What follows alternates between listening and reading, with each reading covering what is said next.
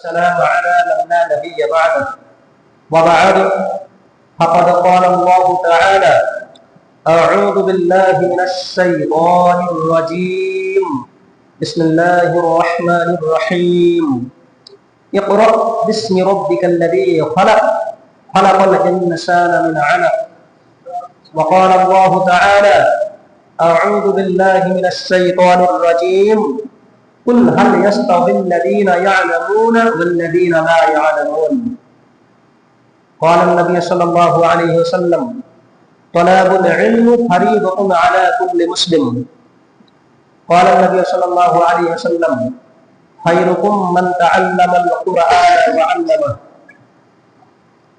উপস্থিত সম্মানিত মসজিদের মুসল্লিগণ, সর্বপ্রথম সেই মহান আল্লাহ তাআলার প্রশংসা যিনি আমাদেরকে অতি উত্তম করে সৃষ্টি করেছেন।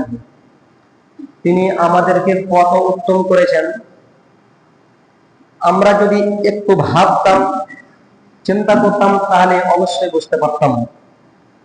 এক নম্বর, পৃথিবীতে আল্লাহ রাব্বুল আলামিন অনেক কিছুই সৃষ্টি করেছেন, যেমন মানুষ, গরু, ছাগল, ভেড়া, মোষ, আকাশ, চন্দ্র, সূর্য, পানি, অনেক কিছু সৃষ্টি করেছেন। তো এই সমস্ত জিনিসের ভেতর থেকে আল্লাহ রাব্বুল আলামিন আমাদেরকে ইচ্ছা করলে গরু করে সৃষ্টি করতে পারতেন, কিন্তু করেননি। তিনি আমাদেরকে পচা নর্দমা গন্ধযুক্ত পানি করে সৃষ্টি করলেও করতে পারতেন, কিন্তু করেননি। আল্লাহ রাব্বুল আলামিন আমাদেরকে বেছে নিয়ে মানুষ রূপে সৃষ্টি করলেন। দ্বিতীয় নাম্বার, এই মানব জাতির ভিতরে আজ পৃথিবীতে বিভিন্ন মতাদর্শের মানুষ দেখা যায়। আল্লাহকে বলে ভুলে গিয়ে কেউ হয়তো সনাতন ধর্মের অনুসারী, কেউ খ্রিস্টান ধর্মের অনুসারী, বিভিন্ন মতে আজ মতাদর্শ হয়ে মতভেদ হয়ে আল্লাহকে ছেড়ে অন্যদিকে চলে গিয়েছে। কিন্তু আল্লাহ রাব্বুল আলামিন আমাদেরকে সেই দিকে না নিয়ে গিয়ে মুসলমান করে সৃষ্টি করেছেন। তিন নাম্বার, মুসলমানের ভিতরে কালে কালে যুগে যুগে অনেক নবী এবং রাসূল এসেছিলেন, যেমন নবী নূহ আলাইহিস সালাম, নবী ইব্রাহিম আলাইহিস সালাম, নবী দাউদ আলাইহিস সালাম, অনেক নবী এবং রাসূল এসেছিলেন। আল্লাহ রাব্বুল আলামিন আমাদেরকে চাইলে ওই সমস্ত নবীর উম্মত করে সৃষ্টি করতে পারতেন, কিন্তু করেননি। আমাদেরকে একবারে আখেরি নবীর উম্মত করে সৃষ্টি করেছেন, যার সম্মান অনেক বেশি। সেই আল্লাহ তাআলার প্রশংসা আমরা সকলেই বলি আলহামদুলিল্লাহ। অতঃপর সেই ধর্মের গুরু, কর্মের সেরা, তাজেদারে মদনী হযরত আহমদ মুস্তাফা মুহাম্মদুর রাসূলুল্লাহ সাল্লাল্লাহু তাআলা আলাইহি ওয়াসাল্লাম, তিনার প্রতি শত কোটি শান্তির ধারা বর্ষিত হোক। আল্লাহুম্মা সাল্লি আলাইহি আল্লাহুম্মা বারিক আলাইহি। আজকে জুমার দিন আমি আল কোরআন মাজিদের মধ্য থেকে দুই জায়গা থেকে দুটো আয়াত পরিবেশন করেছি এবং দুইখানা রাসূলের ছোট ছোট হাদিস পরিবেশন করেছি।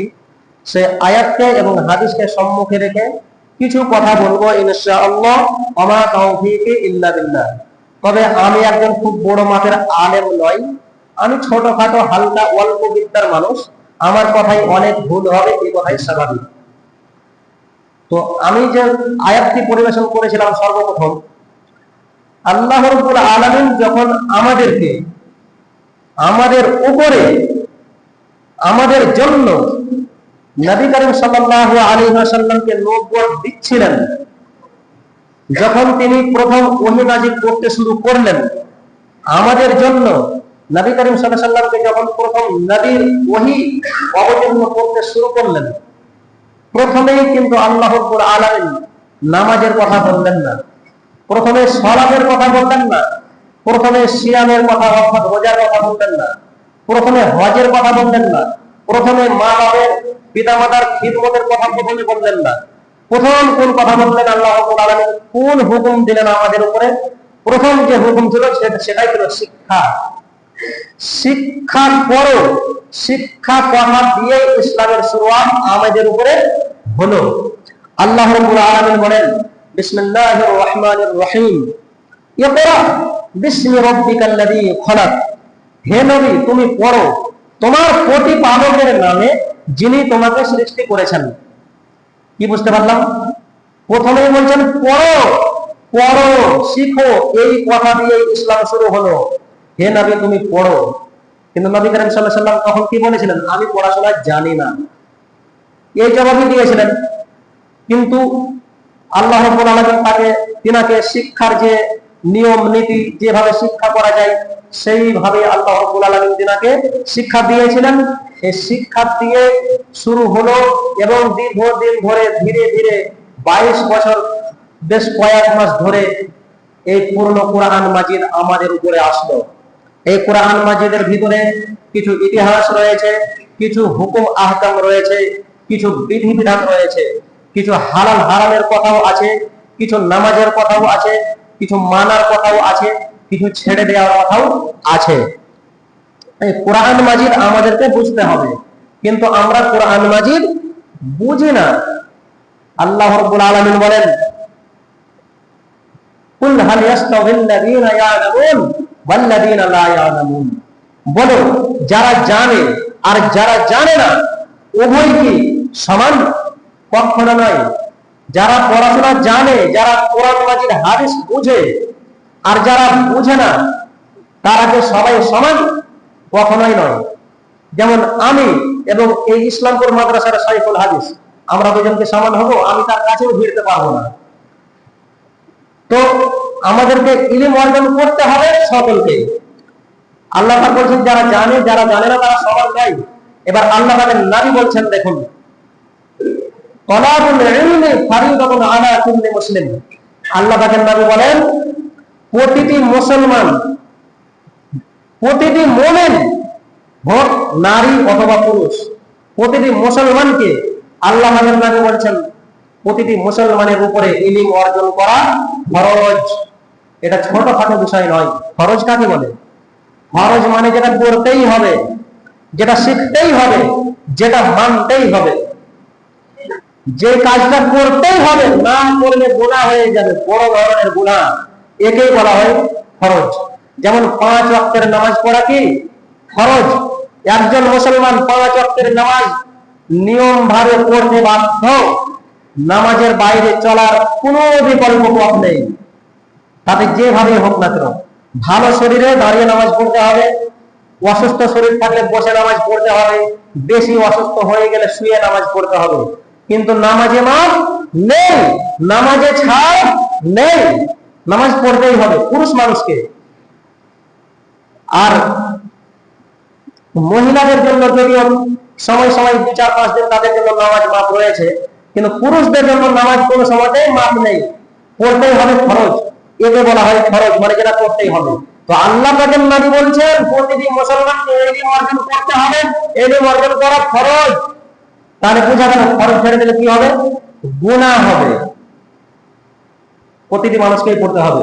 আজ যদি সারা পৃথিবীতে 700-800 কোটি মানুষ রয়েছে, তার মধ্যে যদি 300 কোটি মুসলমান থাকে, সারা পৃথিবীতে 7 থেকে 800 কোটি মানুষ রয়েছে, তার মধ্যে যদি 300 কোটি মুসলমান থাকে, এই 300 কোটি মুসলমানের মধ্যে আমিও একজন, আপনিও একজন, সবাই আমাদেরকে সকলকেই ইলম অর্জন করতে হবে, একজন বেরিয়ে পালাতে পারবো না।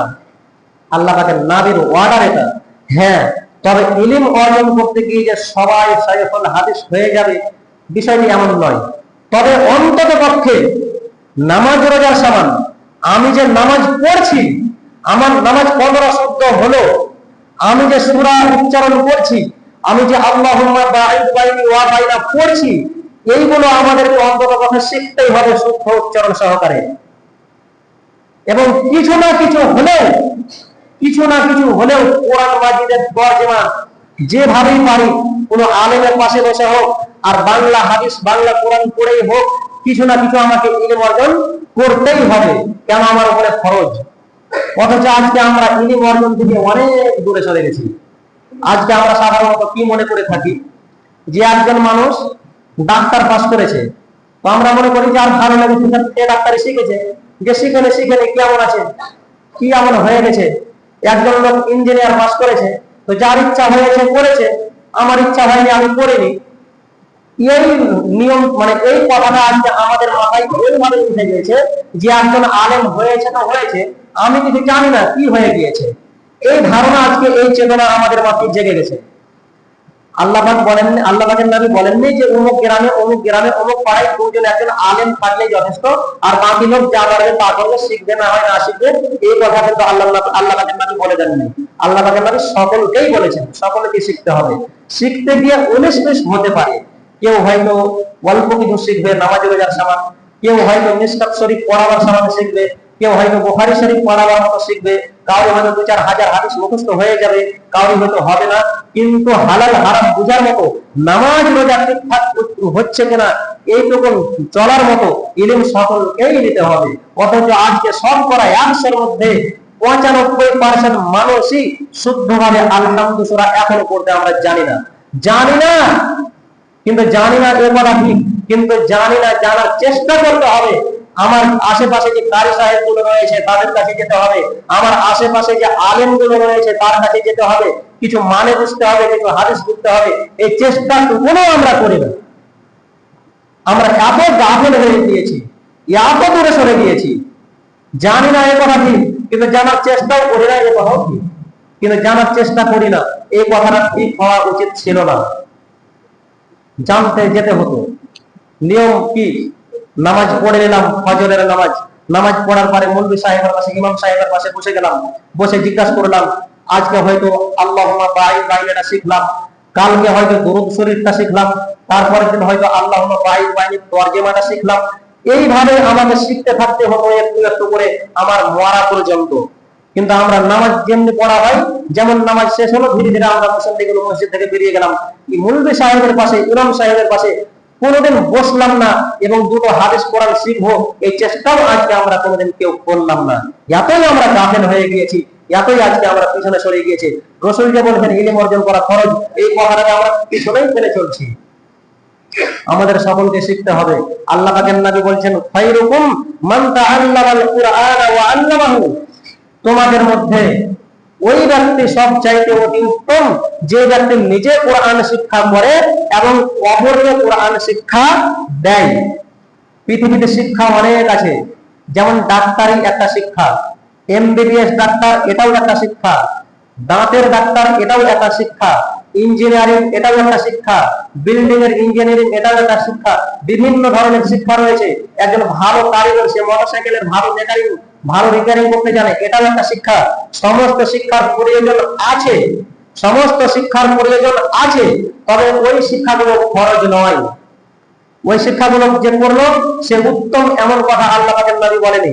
একটা ভালো টেলার ভালো পাঞ্জাবি তৈরি করতে পারে, দরকার আছে, তবে আল্লাহ পাকের নবী তাকে সবচাইতে অতি উত্তম বলেননি। একজন মানুষ অন্য একটা ভালো কাজ করতে পারে, ভালো চাষ করতে পারে, আল্লাহ পাকের নবী তাকে ভালো সবচাইতে অতি উত্তম বলেননি। আল্লাহ পাকের নবী কাকে সবচাইতে অতি উত্তম বললেন? যে ব্যক্তি নিজে কোরআনের শিক্ষা গ্রহণ করলো এবং অপরকে কোরআনের শিক্ষা দিল। আল্লাহ পাকের নবী বলছেন ওই ব্যক্তি হচ্ছে সবচাইতে অতি উত্তম। হ্যাঁ, তার পাশাপাশি দুনিয়াবী শিক্ষারও প্রয়োজন আছে, এবং গুরুত্ব আল্লাহ পাকের নবী নিজেই দিয়েছেন। যখন বদরের যুদ্ধে কিছু মুশরিক ধরা পেয়ে গেল, তাদেরকে আল্লাহ পাকের রাসূল এবং সাহাবীরা ধরে বন্দী করে রেখে দিলেন, তখন তাদের পরিবারকে খবর দেওয়া হলো যে তোমরা তোমাদের বন্দীদেরকে এখান থেকে ছাড়িয়ে নিয়ে যাও। তো যে যা পারলো কিছুর বিনিময়ে ছাড়িয়ে নিয়ে গেল, আর কিছু বন্দীকে তাদেরকে ছাড়াতে যেতে পারলো না। তখন আল্লাহ পাকের নবী বললেন এই বন্দীগুলোকে, এই মুশরিকগুলোকে, যে তোমরা তো শিক্ষা জানো, লেখাপড়া জানো, তবে এক কাজ করো, আমাদের এই যে মুসলমানের ছেলে মেয়েদেরকে এদেরকে তোমরা শিক্ষা দাও, তোমাদেরকে ছেড়ে দেবো। তখন ওই লোকগুলো কি করলো? মুসলমানদের সাহাবাদের ছেলে মেয়েগুলোকে শিক্ষা দিল। কিছুদিন শিক্ষা দেওয়ার পরে আল্লাহ পাকের নবী তাদেরকে ছেড়ে দিলেন।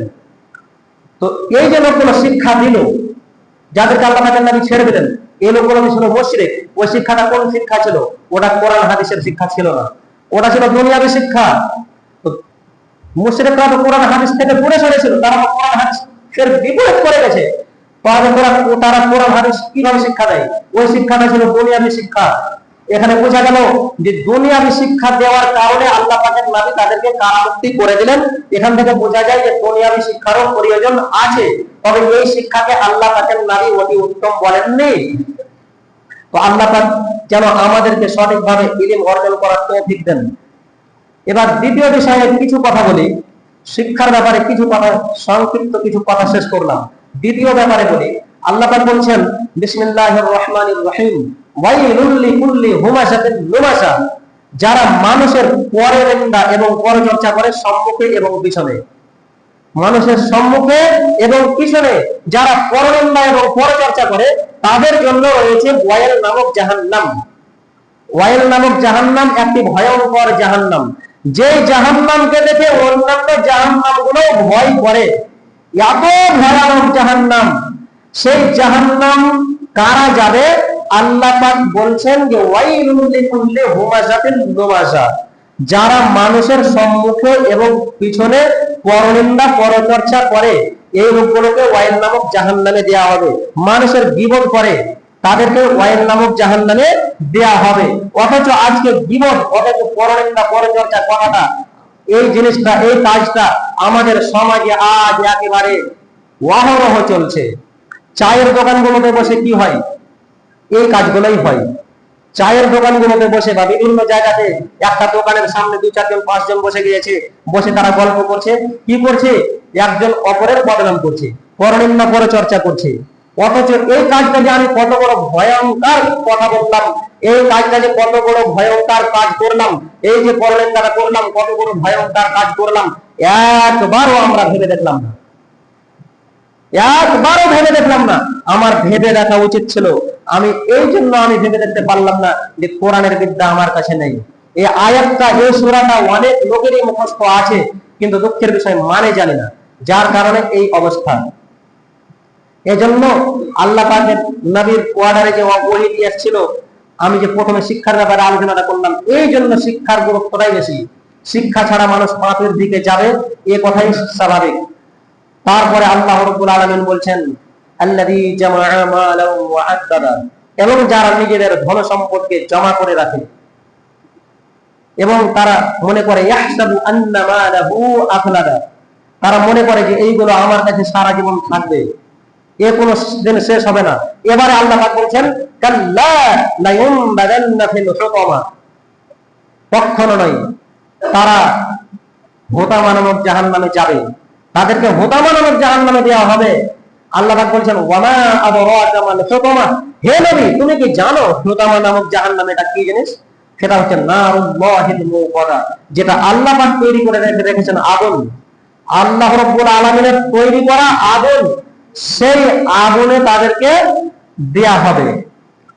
আল্লাতী তাত্তালিউ আলাল আফিদা, যখন এই জাহান্নামে, হুতামা নামক জাহান্নামের ভিতরে দিয়ে দেয়া হবে, মানুষকে ফেলে দেয়া হবে, আগুনের ভিতরে ফেলে দেয়া হবে, তখন শুধু শরীরের উপরের অঙ্গ প্রত্যঙ্গগুলো যে পুড়বে জ্বলবে এমনটি নয়, শুধু শরীরের উপরের চামড়াগুলো যে পুড়বে জ্বলবে এমনটি নয়। কি হবে? ভিতরের কলেজাতেও আগুন ধরে যাবে, ভিতরের কলেজা যে রয়েছে সেই কলেজাও পুড়বে। আল্লাতী তাত্তালিউ আলাল আফিদা, ভিতরের কলেজা পুড়ছে, অথচ জাহান্নামের ভিতরে যারা পুড়বে জ্বলবে, মরণ হবে না। এই দুনিয়ার মানুষ পুড়ে মারা যায়, পুড়ে বেঁচে থাকে না, বেশি পুড়ে গেলে মারা যায়, বেশি পুড়ে গেলে মারা যায়। কিন্তু সেইখানে কলেজার ভিতরে আগুন জ্বলছে, এটা বেশি পুড়ছে না কম পুড়ছে? বেশি পুড়ছে। ভিতরে আগুন জ্বলছে মানে কি? কিন্তু তারপরেও মরণ হবে না। কষ্টটা কত ভয়ঙ্কর! আল্লাহ পাক বলছেন আল্লাতী তাত্তালিউ আলাল আফিদা, ভিতরে কলেজার ভিতরে আগুন জ্বলবে। ইন্নাহা আলাইহিম মুসাদা, এবং তাদেরকে বেঁধে দেয়া হবে। জাহান্নামের ভিতরে ছেড়ে দেয়া হবে এমনটি নয়, বেঁধে দেয়া হবে। এই পৃথিবীতে ধরুন একজন মানুষ, একজন সাধারণ মনে করুন একজন চোর চুরি করেছে, চুরি করে ধরা খেয়ে গেছে। এবার ওই চোরটাকে গ্রামবাসী ধরে ফেলেছে, ধরে তাকে বেঁধে রেখেছে, বেঁধে পেটাচ্ছে। একজন মানুষকে ছেড়ে দিয়ে যদি মারা হয় তবে সে একটু ছটফট করতে পায়, মার পেলেও একটু আরাম পায়। কিন্তু তাকে যদি এমন করে বেঁধে দেওয়া হয়েছে টাইট করে যে তার উপরে যে চাবুক পড়ছে কিন্তু সে একটু ছটফট করতে পারছে না, তবে কষ্টটা একটু বেশি হয়। একজন মানুষ মার খাচ্ছে কিন্তু ছটফট করার সুযোগটা পাচ্ছে, ওর একটু কষ্টটা কম হয়। আর একজন মানুষকে বেঁধে এমন করে দিয়েছে যে সে ছটফট করতে পারছে না, তবে তার কষ্টটা বেশি হয়। তাহলে জাহান্নামের ভিতরে যে বেঁধে দেওয়া হবে তারপরে পুরানো হবে, একটু ছটফট করার সুযোগও পাওয়া যাবে না, তাহলে অবস্থাটা ভয়ঙ্কর থাকবে কতটা, একটুকুন ভেবে দেখা উচিত ছিল। আল্লাহ পাক বলছেন তাদেরকে কিসের সাথে বেঁধে দেওয়া হবে? ইন্নাহা আলাইহিম মুসাদা ফি আমাদিম মুমাদ্দাদা, লম্বা লম্বা খুঁটিতে, জাহান্নামের ভিতরে লম্বা লম্বা খুঁটিতে বেঁধে দেওয়া হবে, বেঁধে দিয়ে পুরানো হবে। তাহলে বুঝতে পারলাম জাহান্নাম কত ভয়ঙ্কর ব্যাপার। আর ওয়াইল নামক জাহান্নামে কারা যাবে?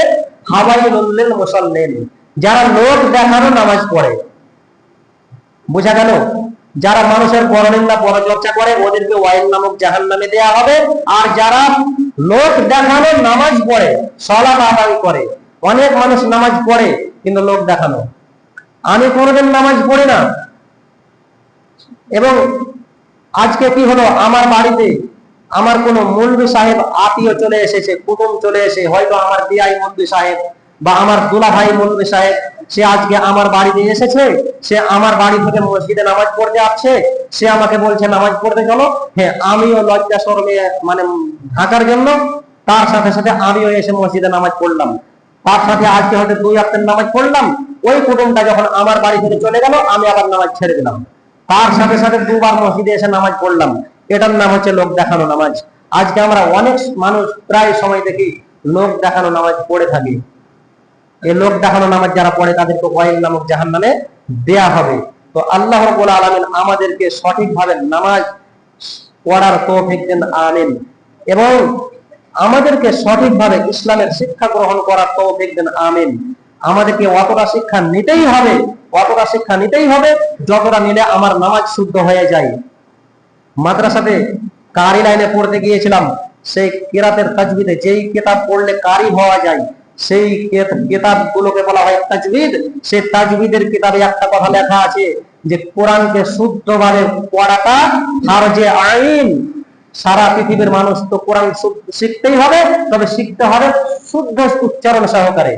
ভুলভাল উচ্চারণ হয়ে গেলে পারে মানেটা আকাশ জমিন পাল্টিয়ে যাবে। ফরজে আইন বলছে অর্থাৎ আমাকে শুদ্ধভাবে উচ্চারণ করে কোরআন শিখতে হবে, আর সেটা আমাকে ভালো যারা উচ্চারণ শুদ্ধ করে পড়তে পারে তাদের কাছে গিয়ে শিখতে হবে, বিকল্প কোনো পথ নেই। আল্লাহ রাব্বুল আলামিন আমাদের এই সমস্ত কথাগুলো বুঝার এবং মেনে চলার তৌফিক দেন, আমিন। ইন্নাল্লাহা ওয়া মালাইকাতাহু ইউসাল্লুনা আলান নবী ইয়া আইয়ুহাল্লাযীনা আমানু সাল্লু আলাইহি